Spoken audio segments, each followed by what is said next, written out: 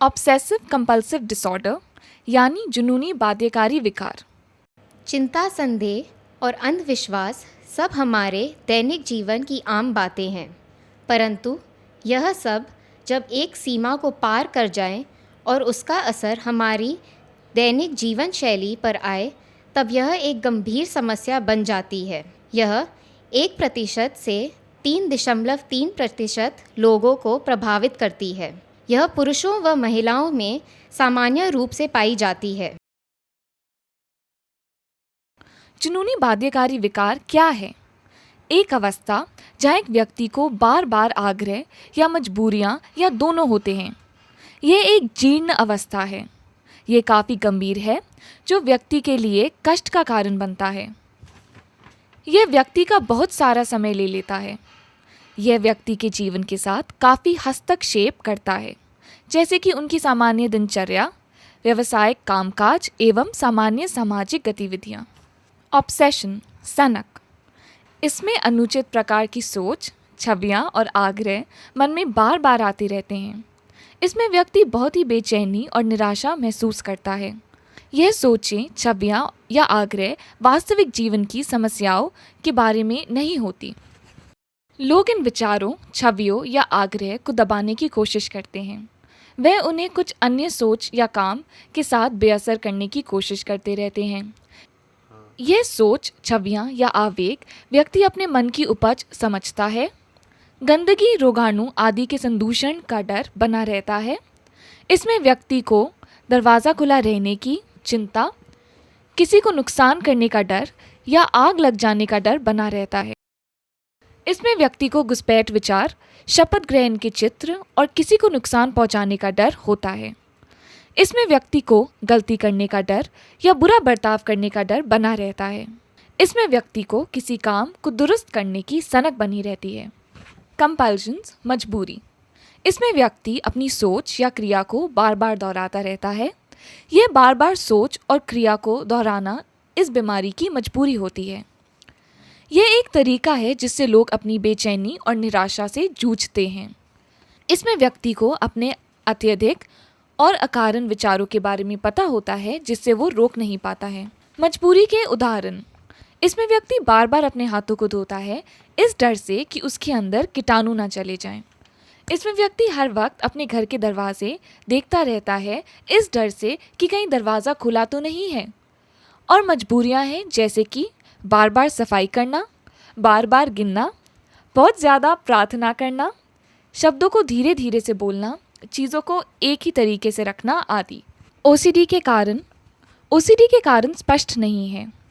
मस्तिष्क रसायन के संतुलन में थोड़ा सा बदलाव भी, जैसे सेरोटोनिन, ओसीडी का कारण हो सकता है।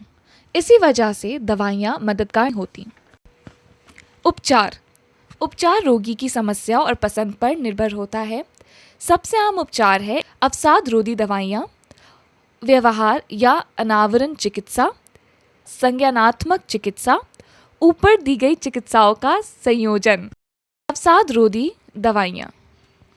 अगर व्यक्ति अवसाद से पीड़ित नहीं है, तो भी अवसाद रोधी दवाइयाँ ओसीडी के लक्षण कम करने में सक्षम हैं। लक्षण 70% तक बेहतर हो जाते हैं अगर अवसाद रोधी दवाइयाँ ली जाए तो। लक्षण पूरी तरह से नहीं जाते, लेकिन सनक और मजबूरी के कार्यों में सुधार दिखता है। इस कारण से उल्लेखनीय अंतर व्यक्ति के जीवन की गुणवत्ता पर दिखता है। अवसाद रोधी कैसे काम करती हैं? यह अपना कार्य मस्तिष्क के रसायनों में हस्तक्षेप करके करती हैं, जैसे सेरोटोनिन में हस्तक्षेप।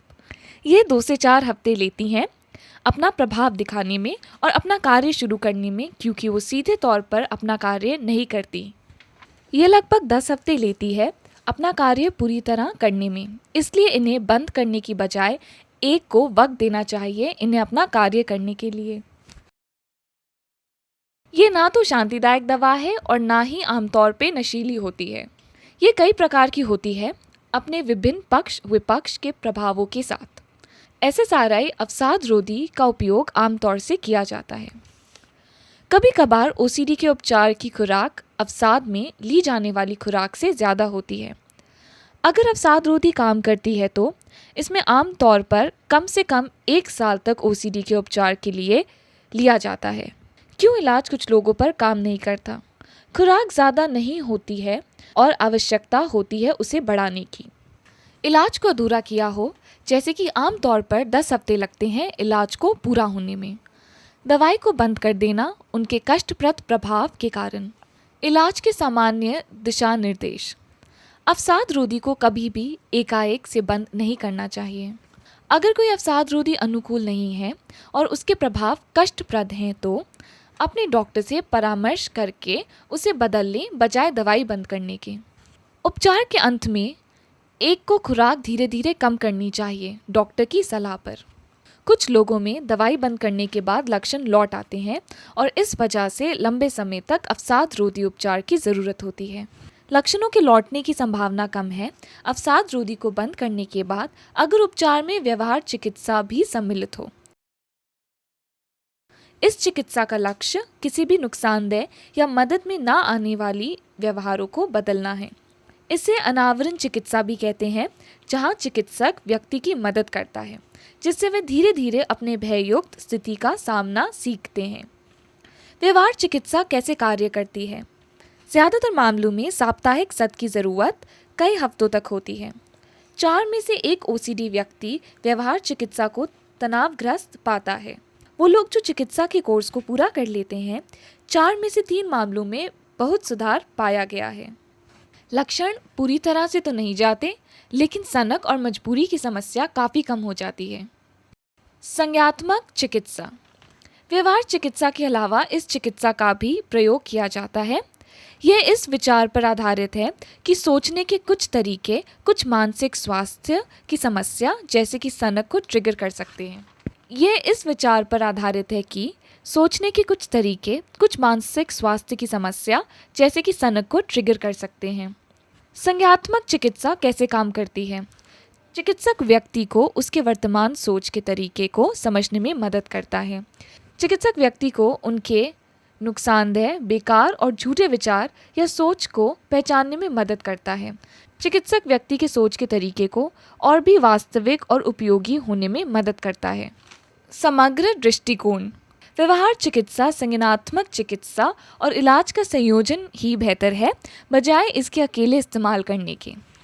परिवार कैसे मदद कर सकता है?